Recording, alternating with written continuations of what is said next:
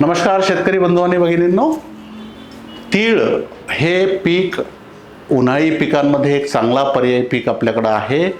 साधारणतः 90 दिवसाचा कालावधी असतो, फारशी पाण्याची गरज नाही, त्याला बाजारभाव सुद्धा चांगले असतात।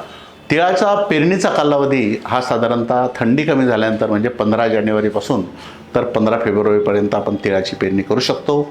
तिळाच्या वाणामध्ये बूस्टरकडे एक नवीन तिळाचं वाण आता आपल्या संशोधनानंतर अनेक वर्षाच्या प्रयोगानंतर आपल्याकडे आहे, बूस्टर 51। सध्या पॅकिंगमध्ये हे वाण उपलब्ध नाही, पण लूज पॅकिंगमध्ये आपण डीलरकडून मागणी करून ते वाण घेऊ शकता।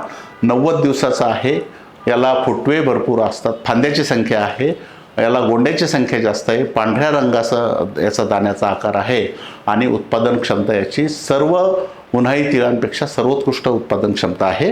तर तुम्हाला मिळालं तर बूस्टरचं 51 नंबरचा तीळ घ्या। नसता इतर तिळाचे वाणं जे आहेत ते इंडो 21 आहे, वेस्टर्न 11, दप्तरी 22, त्यानंतर AKT 101 वगैरे इतर वाणंसुद्धा तिळाची उपलब्ध आहे। पण मिळाल्यास बूस्टरचा तीळ जो आहे तो नक्की घ्या। उन्हाळी तिळामध्ये सर्वोत्कृष्ट उत्पादन देणारं हे नवीन वाण आहे। धन्यवाद।